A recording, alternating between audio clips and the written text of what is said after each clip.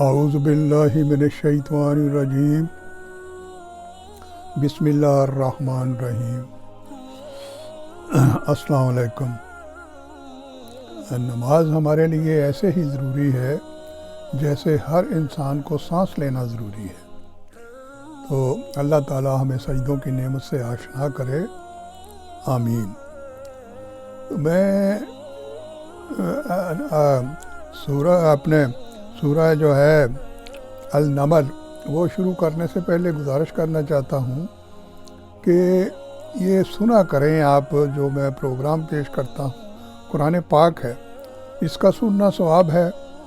یہ حضرت محمد صلی اللہ علیہ وسلم ابو اشری سے کہا کرتے تھے کہ مجھے قرآن پاک سناؤ، تو وہ کہتے تھے حضور آپ پر تو نازل ہوا ہے، تو حضور علیہ السلام فرماتے کہ مجھے قرآن پاک سننا اچھا لگتا ہے۔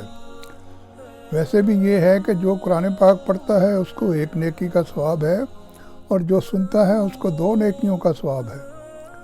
تو عبداللہ بن مسعود جو ہے وہ حضرت عمر ان کو کہا کرتے تھے کہ مجھے اللہ کی یاد دلاؤ، یعنی قرآن پاک پڑھ کے سناؤ۔ تو قرآن پاک کا پڑھنا سننا کتنا ثواب ہے، تو یہ میں جو پیش کرتا ہوں، کیونکہ اللہ تعالیٰ فرماتے ہیں کہ سب زبانیں میری زبانیں ہیں، مجھے جس زبان میں یاد کرو گے میں آپ کے پاس ہوں گا۔ تو اس لیے یہ ہے کہ آپ قرآن پاک ہے یہ اردو میں ہے، میں جس کا ترجمہ کرتا ہوں حرف بحرف، تو بعض دفعہ پیغمبروں کے قصے آ جاتے ہیں چھوٹی چھوٹی مد میں، تو وہ اس لیے پیش کرتا ہوں تاکہ جب میں اپنا پیغمبروں کا پروگرام جو ہے قصوں ان کی زندگیوں کے حالات کا واقعات کا شروع کروں گا تو آپ کو یہ چیزیں آپ کے ذہن میں ہوں گی۔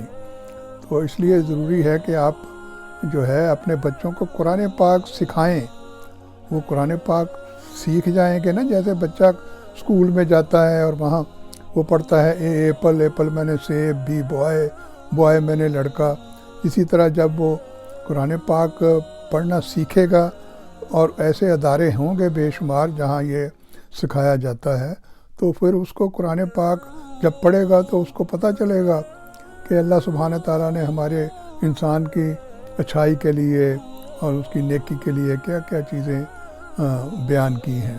تو میں اب باقاعدہ سورہ نمل شروع کرتا ہوں آیت نمبر 1 سے۔ توئیں سین یہ حروف مقطعات ہیں اور کتاب مبین کی آیات ہیں، جیسے پہلے سپارے میں الف لام میم ہے، ایسے کئی سپاروں کے شروع میں یہ اللہ سبحانہ تعالیٰ ایسے لفظ بیان فرماتے ہیں جس کا علم صرف اللہ کو ہے، انسانوں کی بس کا یہ بات نہیں ہے۔ تو آیت نمبر 2، یہ ہدایت اور بشارت ہے اہل ایمان کے لیے۔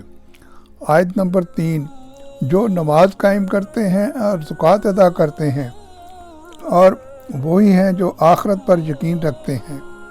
تو اس کی تفسیر ایسے ہے، یعنی کہ مالک یوم الدین، مالک تو آخرت کے دن کا مالک ہے، یہ ہم ہر نماز میں بار بار یہ پڑھتے ہیں۔